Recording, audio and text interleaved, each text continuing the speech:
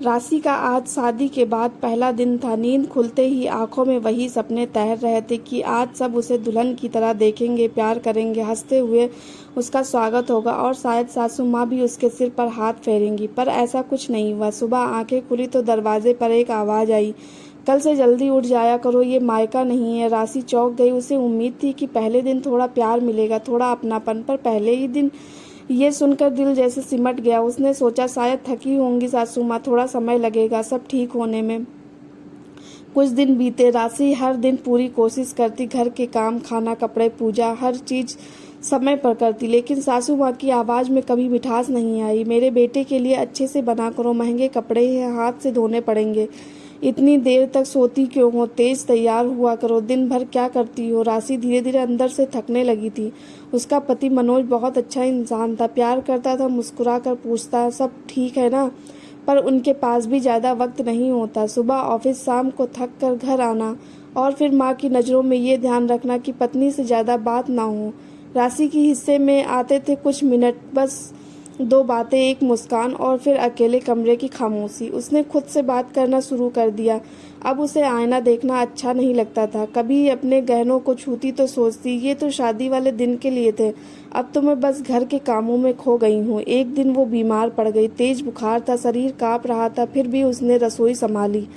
सासू माँ ने देखा और कहा, हमारे ज़माने में तो औरतें बच्चा पैदा करने के बाद भी चौका करती थीं, बीमारी बहाना है काम से भागने का। मनोज ने चुपचाप दवा दी, लेकिन पास बैठने की हिम्मत नहीं जुटा पाया। उस रात राशि बहुत रोई, तकिया पूरा भीग गया था। फिर उसने खुद से एक वादा किया, अब कोई शिकायत नहीं करूंगी, ना बोलूंगी, ना दिखाऊंगी, बस चुप रहूंगी। और वो चुप रहने लगी। एक दिन उसकी छोटी बहन रिया मिलने आई। उसने राशि को देखा, उसकी आंखों की चमक गायब हो थी, होठों पर कोई रंग नहीं था।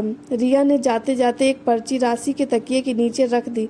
उसमें लिखा था, दीदी चुप मत रहो, ये तुम्हारी जिंदगी है, अगर तुमने आवाज़ नहीं उठाई तो तुम्हारी पहचान खो जाएगी। प्यार करने का मतलब ये नहीं कि हर बात सह लो, आत्मसम्मान भी जरूरी है, ये मत भूलो। तुम सिर्फ बहू नहीं हो, तुम एक इंसान हो।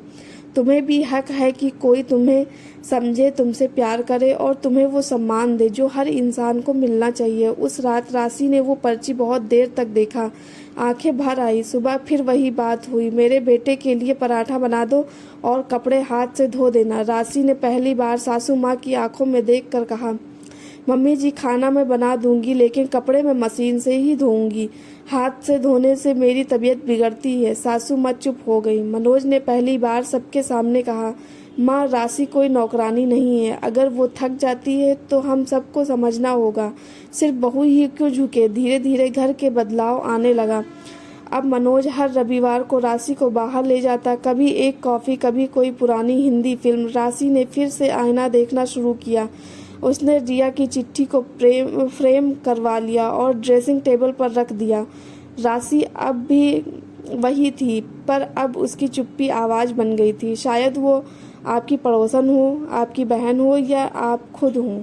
हर उस लड़की के लिए जो शादी के बाद अपनी पहचान खो देती है, जो सासू माँ की बातों को ही दिन का सच मान बैठती है, जो पति से दो पल की बात के लिए तरसती है, जो अपने सपनों को परिवार की इज्जत के नाम पर छोड़ देती है। ये कहानी उनके लिए है। शायद आज कोई और चुप है, पर कल उसकी भी चुप्पी आवाज़ बन जाए, बस यही उम्मीद है। अगर आपको ये कहानी पसंद आई हो, कृपया लाइक और कमेंट ज़रूर करें और हमारे चैनल पर नए हैं तो चैनल को सब्सक्राइब करें। धन्यवाद।